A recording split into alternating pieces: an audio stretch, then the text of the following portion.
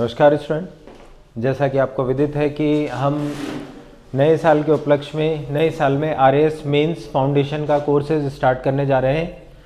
तो उसी में कृष्णा एकेडमी आरएएस के फाउंडेशन कोर्स को स्टार्ट करने से पहले आज हम आपके सामने लेकर आए हैं आरएएस मेंस का सिलेबस, जो कि है साइंस के मेंस में क्या क्या किस तरह के प्रश्न पूछे जाते हैं।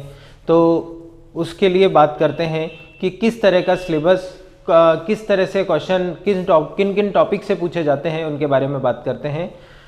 तो देखिएगा, इसमें 3 पार्ट होंगे। 3 पार्ट जो जनरल साइंस में आएंगे, फिजिक्स, केमिस्ट्री, बायोलॉजी, और जो चौथा पार्ट है वो हमारा साइंस टेक का है, यानी साइंस टेक जैसे डिफेंस, स्पेस, इन सब से क्वेश्चन पूछे जाएंगे। तो इसमें जो सबसे पहला पार्ट है वो है हमारा केमिस्ट्री। इस केमिस्ट्री में सबसे पहला टॉपिक आएगा states of matter. States of matter यानी पदार्थ की अवस्थाएं क्या क्या होगी, ठोस, द्रव, गैस, वो इन तीनों अवस्थाओं में किस प्रकार के प्रश्न बनते हैं, इन अवस्थाओं से किस प्रकार के मिश्रण बनते हैं, उन मिश्रणों से संबंधित प्रश्न यहां पर पूछे जाएंगे। उसके बाद जो इसी का ही एक सेकेंड पार्ट और है वह है एटॉमिक स्ट्रक्चर यानी परमाणुविक संरचना। परमाणुविक संरचना कैसी होती है, परमाणुओं से अणु किस प्रकार बनते हैं, कौन से सिंगल एटॉमिक पार्टिकल होते हैं, मतलब एकल परमाणुविक अणु होते हैं, द्विपरमाणुविक अणु होते हैं, उनके बीच अणु सूत्रों का निर्माण कैसे कैसे होता है। तो इन सब की बात हम यहाँ पर चर्चा में करेंगे। तो एटॉमिक स्ट्रक्चर यानी जो पहला पार्ट होगा वो है स्टेट्स ऑफ मैटर, पदार्थ की अवस्थाएं, और परमाणुविक संरचना। तो परमाणुविक संरचनाओं के बारे में हम जानेंगे, किस प्रकार से मॉडल्स उत्पन्न हुए थे, किन किन वैज्ञानिकों ने हमें कौन कौन से मॉडल दिए थे, डाल्टन के, रदरफोर्ड के, और बोर्स के, नील्स बोर्स के, हाइजेनबर्ग का निश्चितता का सिद्धांत। इस तरह से जो सिद्धांतों को मिला के हमारा परमाणुओं का स्ट्रक्चर हमारे सामने आया, उसके बारे में हम यहाँ पर चर्चा करेंगे। उसके बाद जो सेकेंड टॉपिक है वो है मेटल, नॉन मेटल और मेटलॉइड्स। देखिएगा, धातु, अधातु और उपधातु यानी मेटल, नॉन मेटल, मेटलॉइड्स। इसको पढ़ने से पहले एक चीज बहुत इंपॉर्टेंट है कि हमें यहां पर रासायनिक अभिक्रियाओं के प्रकार पढ़ने पड़ेंगे। रासायनिक अभिक्रियाओं के प्रकार,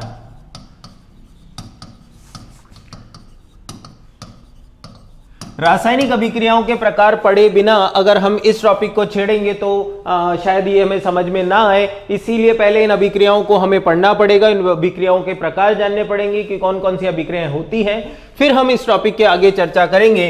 तो मेटल, नॉन मेटल और मेटलॉइड्स, और इसी के साथ साथ जो धातु कर्म किया जाता है यानी मेटलर्जी, उस मेटलर्जी में किस तरह से धातुओं को निकाला जाता है, उनके अयस्क कौन कौन से होते हैं, ओर्स, अलॉयज, ये सब पूछे जाएंगे कि किस धातु को किस अयस्क से प्राप्त किया जाता है। उन सब के बारे में यहाँ पर क्वेश्चन बनते हैं, तो उनके बारे में हम चर्चा करेंगे। और कई चीजें ये भी सीखेंगे कि यहाँ पर इनकी शॉर्ट ट्रिक, कुछ की जो शॉर्ट ट्रिक होती है जिन्हें आसानी से याद किया जा सकता है, उन्हें कैसे याद करते हैं, उनकी शॉर्ट ट्रिक के बारे में भी हम आपको बताएंगे। इसके बाद जो तीसरा है वह है अम्ल, क्षार और लवण, यानी यहां पर हम एसिड, बेस और सॉल्ट्स के बारे में चर्चा करेंगे कि कैसे क्वेश्चन पूछे जाते हैं। और हमारे पढ़ाने के तरीके में आपको हमें इनमें रिएक्शंस भी देखने को मिलेगी, क्योंकि रिएक्शन से पढ़ना केमिस्ट्री को सबसे आसान बना दिया जाता है। तो रिएक्शंस के साथ हम इन टॉपिक को कवर करेंगे, तो ताकि ये टॉपिक हमारे लिए किसी तरह का एक विशेष सस्पेंस ना बना रह जाए, हमें इससे डर ना लगे, इसीलिए इसको एक नए प्रकार से हम यहां पर पढ़ने की बात करेंगे। और इसी के साथ साथ यहां पर पीएच और बफर्स सॉल्यूशन की बात करेंगे कि बफर सॉल्यूशन क्या होते हैं, उनके पीएच मान क्या क्या होते हैं, लो पीएच, हाई पीएच, कंसंट्रेशन कैसे बढ़ती है, उनकी सांद्रता कम ज्यादा हो तो पीएच के मान में क्या इफेक्ट आता है। इस तरह से जो क्वेश्चन यहां पर बनते हैं उनके बारे में हम यहां पर चर्चा करेंगे। उसके बाद जो नेक्स्ट पार्ट होगा वो होगा कार्बन और उसके यौगिक। कार्बन और उसके यौगिक देखिएगा अपने आप में एक वास्ट टॉपिक है, अपने आप में एक पूरा पुस्तक लेकर समेटा हुआ है, क्योंकि जब जो 11-12 के स्टूडेंट होते हैं उनको पता होगा कार्बन जो है वो एक अपने आप में एक पुस्तक है, एक पूरा सब्जेक्ट है। लेकिन यहाँ पर हमारा जो मेंस के अकॉर्डिंग है वो हमें पढ़ना है कि हमारे दैनिक जीवन में इन कार्बन का क्या उपयोग है। और दैनिक जीवन में कार्बन का उपयोग में हमारे जैसे हम बात करते हैं कार्बनिक यौगिकों की, मेथेनॉल, एथेनॉल, प्रोपेनॉल, इन सब के बारे में। इसके अलावा हमारी एलपीजी हुआ, सीएनजी हुआ, शराब हुआ, लिकर हुआ, जिसमें वाइन, बियर, शैंपेन वगैरह अलग अलग पार्ट हैं, क्योंकि इन सब में कार्बनिक यौगिकों का महत्वपूर्ण रोल है। इन कार्बनिक यौगिकों के द्वारा ही इन सब का निर्माण हुआ है। इसके अलावा पेट्रोलियम पदार्थ हुआ, कोयला हुआ, कोयले के प्रकार हुए, उन सब के बारे में हमें यहाँ पर इनकी चर्चा करनी है। इसी के साथ साथ इनका डोमेस्टियल और इंडस्ट्रियल यूजेस क्या क्या है, यानी इनका घरेलू उपयोग क्या है और व्यावसायिक उपयोग क्या है, उन सब के बारे में हम यहां पर चर्चा करेंगे। तो ये हमारा था 4th टॉपिक, केमिस्ट्री का, कार्बन और उसके कंपाउंड्स यानी उसके यौगिक। उसके बाद इसी का ही एक और अनदर पार्ट आएगा हमारे सामने, जो कि होगा ड्रग्स यानी दवाइयां। तो उन दवाइयों में कई पूछा जाता है कौन सी दवाइयां एनाल्जेसिक होती है, कौन सी दवाइयां पेन किलर्स कहलाती है, कौन सी पेस्टिसाइड्स होती है। तो इन सब की दवाइयां भी होगा, फर्टिलाइजर्स भी होंगे, पेस्टिसाइड्स भी होंगे, ये सारी चीजें यहां पर इनमें पूछी जाएंगी, क्योंकि दवाइयां अलग अलग तरह की होती है। कुछ पेन किलर्स होती है, कुछ हमारे बॉडी में हीलिंग का काम करने का काम करती है, कुछ हमारी बॉडी की रिकवरी करती है, कुछ एंटीबॉडीज होती है, ठीक है, कुछ एंटीवायरल ड्रग्स भी होती है। तो ये सारे चीजें यहां पर ड्रग्स के तहत पूछी जाएंगी कि ड्रग्स, इंपॉर्टेंट ड्रग कौन कौन से होते हैं, कौन सा ड्रग किस तरह से हमारे मानवीय जीवन को प्रभावित करता है। ये इन टॉपिक्स को हमें साइंस के साथ साथ मानवीय जीवन के साथ जोड़ के देखना पड़ेगा, क्योंकि आरएएस का सबसे मेन फैक्टर इन टॉपिक को इंक्लूड करने का यह होता है कि यहां पर मानवीय जीवन से संबंधित क्रियाकलापों को जोड़ा जाता है, और इसीलिए इन टॉपिक को इसी प्रकार से पढ़ना पड़ेगा कि मानवीय जीवन इनसे किस प्रकार से प्रभावित हो सकता है या हो रहा है, या कहें कि वर्तमान में या पास्ट में, भविष्य में कैसे ये संभावित हो सकता है, या भूतकाल में ये कैसे हुआ है प्रभावित। तो इन सब के बारे में यहां पर हम चर्चा करेंगे। उसके बाद जो ड्रग्स होगी उसमें सिंथेटिक दवाइयां कौन कौन सी होती है, नेचुरल कौन कौन सी होती है, जैसे अर्जुन ट्री से दवाइयां हमें प्राप्त की जाती है, सिनकोना ट्री से कौन कौन सी दवाइयां, मतलब सिनकोना ट्री से मलेरिया वगैरह की दवाइयां प्राप्त की जाती है। तो कई बार इन जो नेचुरल ड्रग्स होते हैं, नेचुरल मेडिसिन होती है, उनसे संबंधित भी क्वेश्चन एग्जाम में पूछ लिए जाते हैं, जिसके बारे में हम यहां पर चर्चा करेंगे। उसके बाद एंटीऑक्सीडेंट कौन कौन सी होती है, प्रिजर्वेटिव्स कौन कौन सी होती है, इंसेक्टिसाइड्स कौन सी होती है, पेस्टिसाइड्स, इसके अलावा फंगिसाइड्स, हर्बिसाइड्स, फर्टिलाइजर्स, बाइंडर्स और सीवेंटर्स, ठीक है।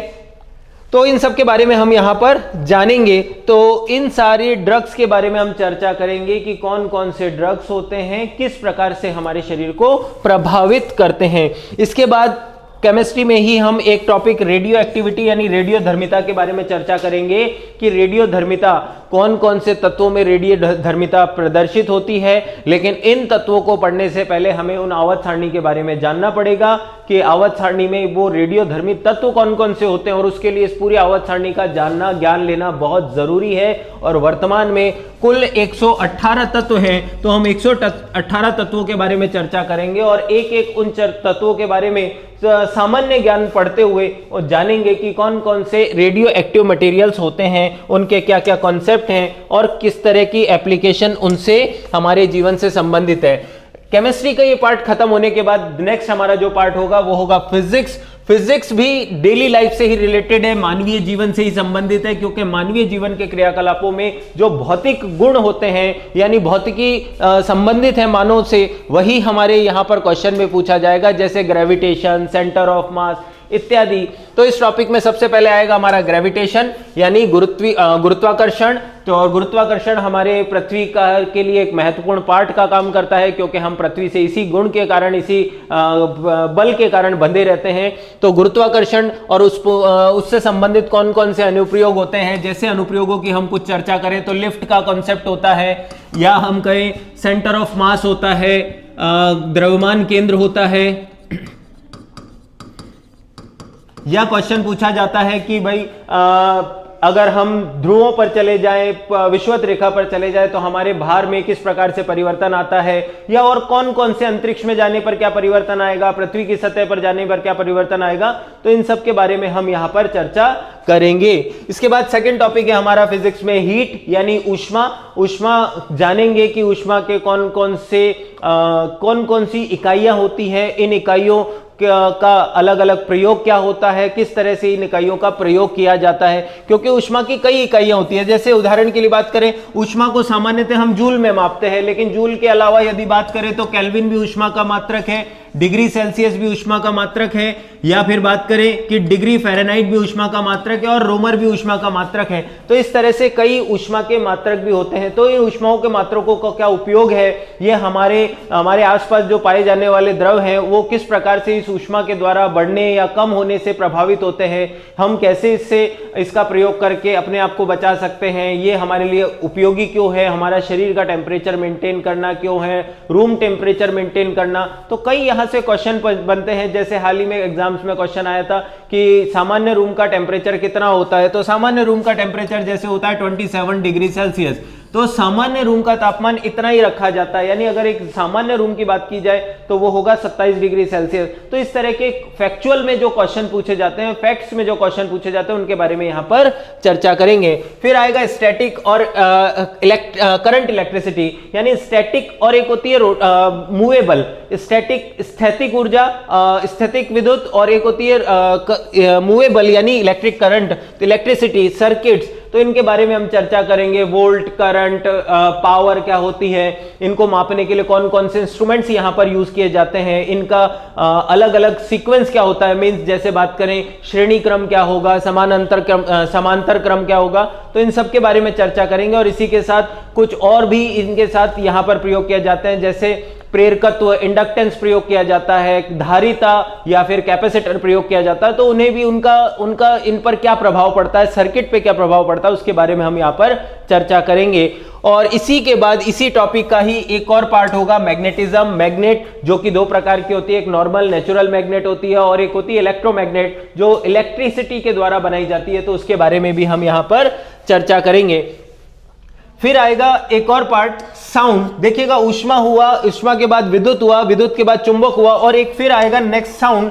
साउंड में हम साउंड जैसे प्रकाश होता है वैसे साउंड भी एक ऊर्जा ही है, एक तरंग है। तो इन साउंड को पढ़ने के लिए साथ ही साथ हमें चर्चा करनी पड़ेगी कि इलेक्ट्रोमैग्नेटिक वेव्स क्या होती हैं, क्योंकि इन वेव्स के बारे में जानेंगे तभी इनके अनुप्रयोगों के बारे में जान सकते हैं। तो वेव्स क्या होती है, इस वेव्स में आ जाएगा कि भूकंप तरंगे और भी कई तरंगे जो होती हैं उनके बारे में जानेंगे, वो कौन कौन सी प्रकृति प्रदर्शित करती है, ट्रांसवर्सल वेव्स क्या होती है, लॉन्गिट्यूडनल वेव्स क्या होती है, ठीक है। फिर ये ड्यूल नेचर किस प्रकार से, दोहरी प्रवृत्ति, कई बार पढ़ते हैं कि प्रकाश की दोहरी प्रवृत्ति होती है, तो वो कैसे होती है, क्यों होती है, ये वेव्स कैसी होती है कि इन्हें दोहरी प्रवृत्ति वाला माना जाता है या कहा जाता है। तो इन सब के बारे में यहां पर चर्चा करेंगे। तो इलेक्ट्रोमैग्नेटिक वेव्स, फिर मैग्नेटिक रेजोनेंस इमेजिंग यानी एमआरआई जिसे कहा जाता है, तो एमआरआई के बारे में चर्चा करेंगे कि वहां पर किस प्रकार से बात होती है, कैसे किस प्रकार से ये कार्य करती है, किस प्रकार से मैग्नेटिक फील्ड क्रिएट होता है और वो कितना पावरफुल होता है, ताकि वो आसपास क्या सेफ्टी फीचर्स होने चाहिए, क्या मेजर्स होने चाहिए कि सेफ्टी रह सके। तो इन सब के बारे में इस टॉपिक पे हम चर्चा करेंगे। और एक आएगा न्यूक्लियर मैग्नेटिक रेजोनेंस, तो इसके लिए भी हम जानेंगे कि यहाँ पर किस तरह के रेजोनेंस होते हैं। तो रेजोनेंस कंडीशन में जैसे एक उदाहरण पे आपने बचपन में कई किताबों में पढ़ा होगा कि जब तानसेन गाते थे तो बारिश हो जाती थी, राग मल्हार जब गाते थे तो बारिश होती थी, या कान से खून आने लग जाता था अगर कोई व्यक्ति उसको सुन ले तो, या दिए जल जाते थे। तो इस तरह की ये सारा अनुनाद की अवस्था कहलाती है, रेजोनेंस की अवस्था कहलाती है। तो इसी रेजोनेंस का यूज मेडिकल में किस तरह से किया जाता है, साइंस में किस तरह से किया जाता है, इसके बारे में हम यहां पर चर्चा करेंगे। फिर एक आएगा नाभिकीय अभिक्रियाएं, एक होती है नाभिकीय संलयन और एक होती है नाभिकीय विखंडन। तो नाभिकीय संलयन और नाभिकीय विखंडन यानी न्यूक्लियर फिशन और फ्यूजन, इन दोनों पर भी हम आगे यहां पर चर्चा करेंगे।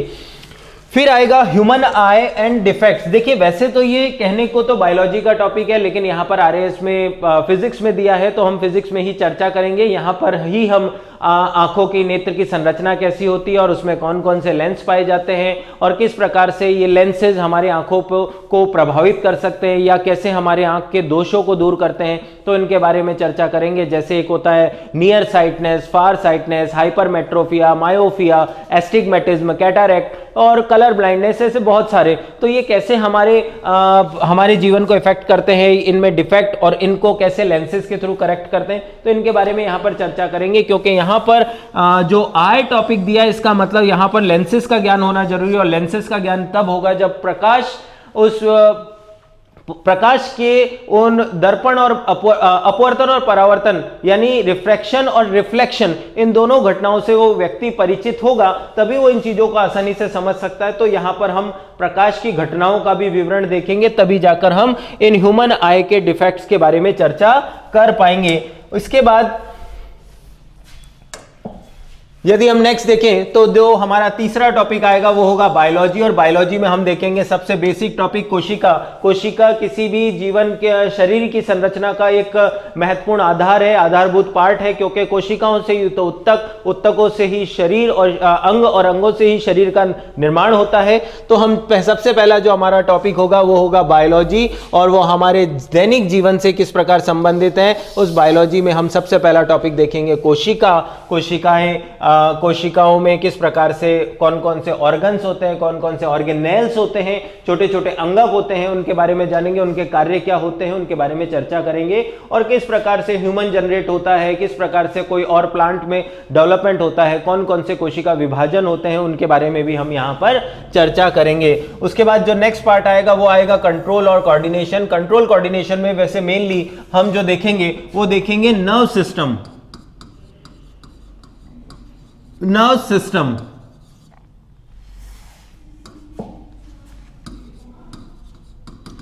सिस्टम में हम मेनली जो पढ़ते हैं वो टॉपिक होता है ब्रेन, क्योंकि ये ब्रेन ही है जो हमारी बॉडी को कंट्रोल और कोऑर्डिनेट करने का काम करता है, नियंत्रण और समन्वयन का काम करता है। तो कंट्रोल कोऑर्डिनेशन में हम इसी के बारे में जानेंगे कि नर्व सिस्टम हमारे बॉडी में कैसे काम करता है, कौन कौन से पार्ट सीएनएस यानी central nerve system, PNS peripheral nerve system कहलाते हैं, इसके बारे में हम चर्चा करेंगे। फिर आएगा जो हमारा next topic reproductive system. Reproductive system में प्रजनन क्षमता जो होती है, जनन क्षमता जो होती है, उसके बारे में जानेंगे, कौन कौन से ऑर्गन्स होते हैं, कौन कौन से हार्मोन्स होते हैं, तो उनके बारे में यहाँ पर चर्चा करेंगे।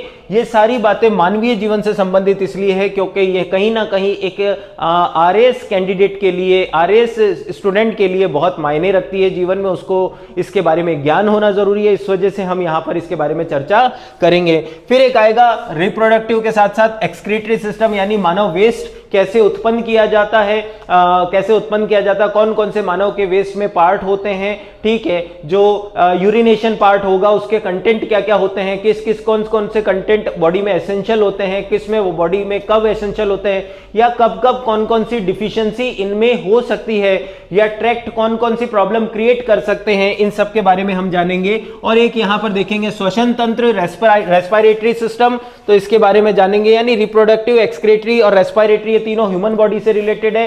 तो हम ह्यूमन बॉडी का स्ट्रक्चर देखेंगे, क्योंकि इसी के साथ साथ हमारा सर्कुलेटरी और डाइजेस्टिव सिस्टम भी इन्वॉल्व है। यहां पर पाचन तंत्र कैसे होता है, पाचन तंत्र पढ़ना है तो हमें न्यूट्रिएंट्स पढ़ने हैं, न्यूट्रिशन कौन कौन से होते हैं ह्यूमन के लिए, कब किस चीज की डिफिशियंसी हो जाती है, उसके बारे में हम यहां पर चर्चा करेंगे। साथ ही साथ एक ब्लड सर्कुलेशन सिस्टम हम देखेंगे, रक्त परिसंचरण तंत्र जिसे कहा जाता है, रक्त के कंपोजिशन कौन कौन से होते हैं, रक्त के अंदर जो कंटेंट होते हैं उनके फंक्शंस क्या क्या होते हैं, आरबीसी, डब्ल्यूबीसी, प्लेटलेट्स, प्लाज्मा, ये सब अपना क्या क्या काम करते हैं, तो इसके बारे में हम चर्चा करेंगे। फिर उसके बाद एक और पार्ट है human genetics and lifestyle disease, तो इसके बारे में हम चर्चा करेंगे कि ह्यूमन जेनेटिक्स में हार्मोनल जेनेटिक्स में हम चर्चा करेंगे कि हार्मोन्स में किस तरह के चेंजेस आते हैं, हार्मोन्स हमारी बॉडी में क्या क्या काम करते हैं, इसके बारे में हम जानेंगे। और साथ ही साथ लाइफस्टाइल डिजीज मतलब हमारे जो जीवन यापन है, उस जीवन यापन से हमारे जीवन में कौन कौन सी बीमारियां हमारे चारों तरफ हमें घेरने का काम कर रही है, कौन कौन सी बीमारियां हमारे गलत लाइफस्टाइल के कारण हो रही है या हमारे आसपास के एटमॉस्फेयर के कारण हो रही है, इसके बारे में हम जानेंगे। और इसी डिजीज का ही एक पार्ट है ह्यूमन डिजीज के साथ में कई तरह की डिजीज होती है, जैसे कम्युनिकेबल डिजीज जो एक व्यक्ति से दूसरे व्यक्ति में फैल सकती है, एक होती है नॉन कम्युनिकेबल जो दूसरे व्यक्ति को नहीं होती, केवल एक पर्टिकुलर व्यक्ति में ही स्टेबल रह जाती है और उसी को रिकवरी करती है, ठीक है। उसके अलावा क्योंकि वर्तमान में कोविड की सिचुएशन चल रही है, तो कोविड की सिचुएशन में उस आरएस स्टूडेंट को ये पता जरूर होना चाहिए कि पेंडेमिक, एंडेमिक और एपिडेमिक ये क्या डिफरेंस है। तो इसी में हम ये जानेंगे कौन सी बीमारियां पेंडेमिक कहलाती है, कौन सी बीमारियां एपिडेमिक कहलाती है, कौन सी एंडेमिक कहलाती है। तो इसके बारे में चर्चा करेंगे। इनके डायग्नोसिस कौन कौन से होते हैं, उनके कंट्रोल कौन कौन से होते हैं, उनका उपचार किस प्रकार से किया जाता है, तो इसके बारे में हम चर्चा करेंगे। और साथ ही साथ क्योंकि इसके उपचार, उसकी रोकथाम के लिए जो अभी वैक्सीनेशन हुआ है, तो उसी का ही एक टॉपिक पार्ट है कि इम्यूनाइजेशन यानी हमारे इम्यून सिस्टम को मजबूत करने के लिए जो डोजेज होते हैं, वैक्सीनेशन होते हैं, वर्तमान में कौन कौन से ट्रेंड में है और कौन कौन से किस कंट्री के रिलेटेड है, इन सब के बारे में हम यहाँ पर चर्चा करेंगे। तो ये मोस्ट इंपॉर्टेंट पार्ट्स है क्योंकि यहाँ पे ह्यूमन के लाइफ से रिलेटेड आ सकते हैं, वैक्सीनेशन पे डिस्क्रिप्शन आ सकता है कि इनको डेवलप करने में क्या क्या एस्पेक्ट से या क्या क्या चीज़ें हमें समय ज़्यादा लगने का कारण क्या था। तो मेंस में किसी भी तरह का क्वेश्चन पूछा जा सकता है और उसके लिए एक स्टूडेंट को, एक आरएएस कैंडिडेट को मेंस के अकॉर्डिंग जिसको प्रिपरेशन करनी है उसको तैयार रहना पड़ेगा, उसके हर पहलुओं पर विचार करना पड़ेगा, जिसके बारे में हम यहाँ पर चर्चा करेंगे। फिर इसी के साथ साथ हम ड्रग्स और अल्कोहलिक अब्यूजेस पे बात करेंगे कि ये हमारे समाज में किस प्रकार से दुष्प्रभाव पहुंचा रहे हैं, अल्कोहल और ड्रग्स हमारे समाज को किस प्रकार से खराब कर रहे हैं, इनके बारे में भी हम यहां पर बात करेंगे कि ये कैसे मानव को प्रभावित करने के साथ साथ मानव के फैमिली लाइफ को, जीवन को और उनके फैमिली मेंबर्स को किस प्रकार से अफेक्ट कर रही है, इसके बारे में हम यहां पर चर्चा करेंगे। फिर इसी के साथ साथ प्लांट्स पार्ट्स हम देखेंगे, उनके फंक्शंस देखेंगे, प्लांट्स में न्यूट्रिशन देखेंगे, कौन कौन से न्यूट्रिशन होते हैं, न्यूट्रिशन लाने ले जाने के, ट्रांसपोर्टेशन के कौन कौन से पाथ्स होते हैं, कौन कौन से पार्ट्स होते हैं, इन सब के बारे में चर्चा करेंगे। तो प्लांट ग्रोथ किन हार्मोन्स के कारण होती है, उन्हें रेगुलेट किस प्रकार की जाती है, sexual and asexual reproduction in plants भी हम जानेंगे कि कौन कौन से मेथड्स होते हैं, उनके बारे में हम यहाँ पर चर्चा करेंगे। फिर इसके बाद आएगा important medicinal plants and special reference to Rajasthan, यानी जो हमारे राजस्थान में मिलने वाले कौन कौन से ऐसे मेडिसिनल पार्ट्स हैं, प्लांट्स हैं जिनका यूज वर्ल्ड वाइड किया जाता है या हमारे कंट्री में किया जाता है या हमारे स्टेट में किया जाता है या किसी पर्टिकुलर डिस्ट्रिक्ट में ही वो मिलता है, उसका ओरिजिनेशन है। तो उन सब के बारे में हम यहाँ पर चर्चा करेंगे इस टॉपिक के अंतर्गत कि कौन सी ड्रग्स पर्टिकुलर किस जगह की विशेषता रखती है। उसके बाद एक आएगा organic farming, biotechnology and its application. तो ऑर्गेनिक फार्मिंग एंड बायोटेक्नोलॉजी, इस एप्लीकेशन में हम जानेंगे कि बायोटेक्नोलॉजी का यूज करके हम कैसे ऑर्गेनिक फार्मिंग को अडॉप्ट कर रहे हैं, जैविक कृषि की ओर हम बढ़ रहे हैं, और साथ ही साथ उसके क्या क्या एप्लीकेशन है। जैसे आपने बीटी क्रॉप्स का नाम सुना होगा, तो बीटी क्रॉप्स बेसिलस थुरेजेनेसिस क्रॉप्स कहा जाता है। ये क्या होती है, ये इजीली कम न्यूट्रिशन में इजीली डेवलप हो जाती है। आपने गोल्डन राइस का नाम सुना होगा,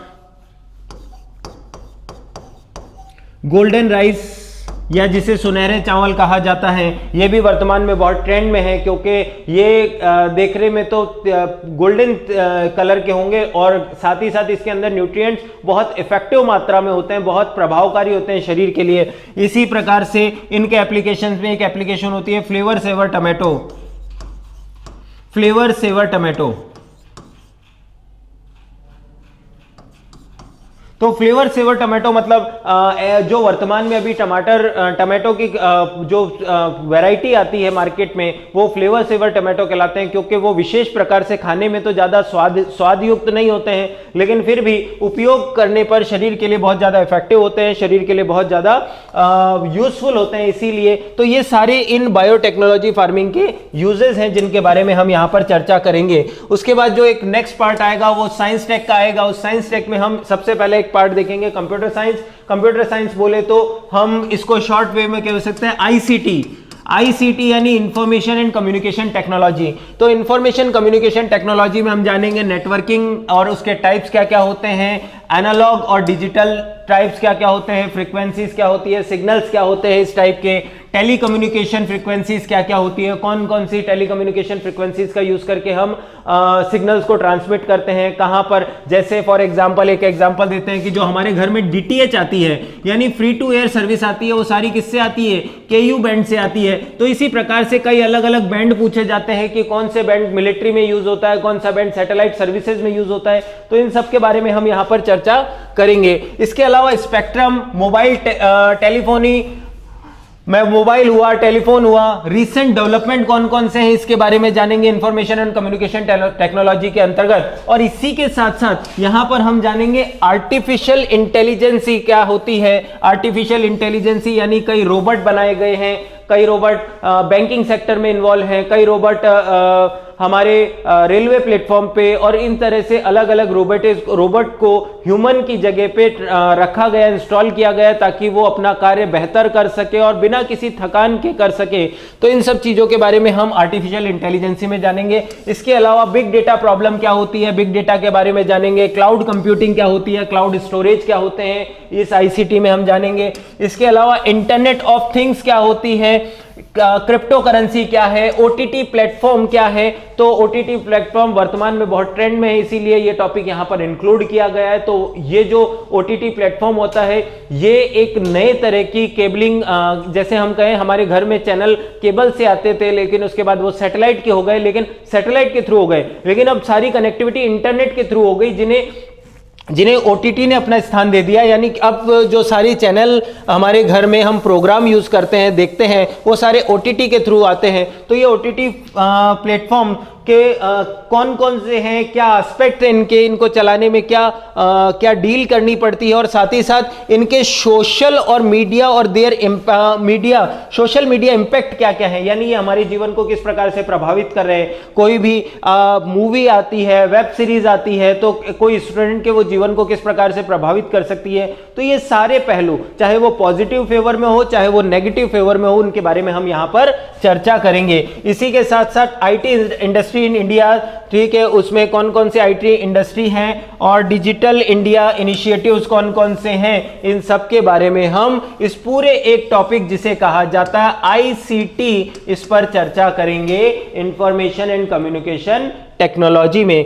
फिर आएगा contribution of Indian science and Indian scientist in science and technology, यानी इंडियन साइंटिस्ट का साइंस और टेक्नोलॉजी में क्या क्या योगदान है, इसके बारे में हम यहां पर चर्चा करेंगे। कौन कौन से वैज्ञानिक थे जिन्होंने हमारे भारत का नाम रोशन किया है, हमारे लिए और देश के लिए कई चीजों का इन्वेंटर किया है। जैसे सपोज हम आज जो ऑप्टिकल फाइबर यूज करते हैं, हम जो फाइबर इंटरनेट यूज करते हैं, वो फाइबर इंटरनेट कनेक्टिविटी एक भारतीय वैज्ञानिक श्रीमान नरेंद्र कृपानी जी की वजह से ही सक्सेसफुल हो पाया था, क्योंकि उन्होंने एक केबल का फॉर्मेशन या निर्माण किया था जिसे ऑप्टिकल फाइबर केबल कहा जाता है। तो इसको बनाने वाले एक भारतीय थे नरेंद्र कृपानी, जिसका आज पूरा वर्ल्ड वाइड यूज किया जा रहा है। तो ये एक बहुत बड़ा अचीवमेंट है। तो इस तरह के कौन कौन से अचीवमेंट है जिनके लिए उन्हें अवार्ड दिया गया है, उन्हें सराहा गया है, जिन्होंने भारत का नाम रोशन किया है, तो हम इस टॉपिक के अंतर्गत जानेंगे साइंस और टेक्नोलॉजी में कौन कौन से साइंटिस्ट का कॉन्ट्रीब्यूशन है, और साथ ही साथ उन टेक्नोलॉजी का क्या क्या यूजेस है, इसके बारे में हम यहां पर चर्चा करेंगे। उनके एडवांसमेंट क्या क्या है, robotic, machine learning, augmented reality क्या है, तो इन सब के बारे में हम चर्चा करेंगे। और एक बहुत एग्जामिनर का फेवरेट टॉपिक है जिसे कहते हैं नैनो टेक्नोलॉजी, इसके बारे में हम चर्चा करेंगे।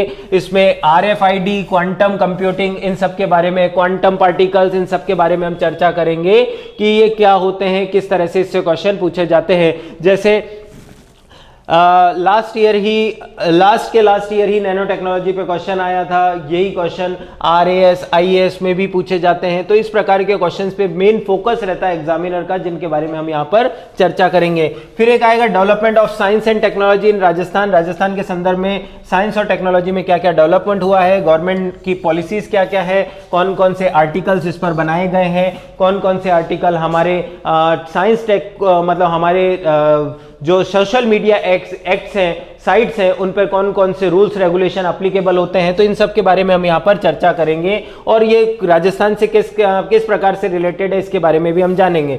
फिर एक जो टॉपिक है वो है स्पेस टेक्नोलॉजी, अंतरिक्ष प्रौद्योगिकी जिसे कहा जाता है। उसमें हम जानेंगे वर्तमान में कौन कौन से स्पेस प्रोग्राम्स हैं, पास्ट में कौन कौन से हो चुके हैं, पहले सैटेलाइट जैसे आर्यभट्ट थे, तो इस तरह के और कौन कौन से सैटेलाइट लॉन्च किए गए हैं, सैटेलाइट लॉन्च किससे किया जाते हैं। जैसे सैटेलाइट लॉन्च करने के लिए SLV होता है, PSLV होता है, GSLV होता है, RSLV होता है, जो वर्तमान में हम 2022 जो हमारा मोस्ट अवेटेड मिशन है, जिसमें हम 2022 में गगनयान लॉन्च करने वाले हैं। तो गगनयान में कौन सी तकनीक यूज की जा रही है और उसके सक्सेस होने के क्या एस्पेक्ट है, क्यों वो सक्सेस की पूरी गारंटी लेता है, हमारे जो भी लास्ट ईयर 2017-18 में हमने जो अचीवमेंट्स इसरो ने ऑब्टेन किए थे, वो अचीवमेंट क्या क्या थे, 104 सैटेलाइट को किससे लॉन्च किया था, इन सब के बारे में हम यहां पर चर्चा करेंगे कि हमारे सैटेलाइट प्रोग्राम कौन कौन से हैं, उन्हें किस किस ऑर्बिट्स में रिवॉल्व किया जाता है। जैसे 3 टाइप के ऑर्बिट होते हैं, लियो, मियो और जियो, तो इनके बारे में हम जानेंगे। Low earth orbit, middle earth orbit और ज्योमेट्रिकल जियोसिमेट्रिकल या बोले जियो ज्योमेट्रिकल अर्थ ऑर्बिट, तो इनके बारे में जानेंगे। लॉन्चिंग व्हीकल SLV, PSLV, उनमें यूज की जाने वाली रिमोट सेंसिंग टेक्नोलॉजी, इनके बारे में हम चर्चा करेंगे। फिर जो नेक्स्ट टॉपिक आएगा वो आएगा डिफेंस टेक्नोलॉजी। डिफेंस टेक्नोलॉजी में हम हमारे डिफेंस सिस्टम में प्रयोग किए जाने वाली missile system, Indian missile programme कौन कौन से हैं, कब हमने कौन सा प्रोग्राम मिसाइल प्रोग्राम बंद करके किस प्रोग्राम को वापस रीशेड्यूल किया है, वापस नया बनाया है, या कौन से में किस प्रकार से डेवलपमेंट किए गए, अचीवमेंट्स किए, इन सब प्रोग्राम्स के बारे में हम जानेंगे। और साथ ही साथ केमिकल और बायोलॉजिकल वेपन्स कौन कौन से होते हैं, ये मानव जीवन को किस तरह से प्रभावित करते हैं, कब कब कौन कौन से वर्ल्ड वॉर में इसका यूज किया है, किस वर्ल्ड वॉर में किस केमिकल वेपन का या बायोलॉजिकल वेपन का यूज किया है, इसके बारे में हम यहाँ पर चर्चा करेंगे। तो ये हमारा जो था वो RAS पार्ट का मेंस का सिलेबस था, जिसके बारे में हम वास्ट में नए वर्ष में हम इस टॉपिक के बारे में चर्चा करेंगे, इन टॉपिक्स को कवर करेंगे और इनके सारे पॉजिटिव पहलू और नेगेटिव पहलुओं पर हम बात करेंगे। तो आज के लिए इतना ही। तो अब हम इस सिलेबस को डिटेल में जब नई क्लासेस में लेकर आएंगे, जब हम शेड्यूल स्टार्ट करेंगे, तब आपके साथ इन टॉपिक पर एक एक करके चर्चा प्रारंभ करते हैं। तो मिलते हैं फिर नए वर्ष में। धन्यवाद।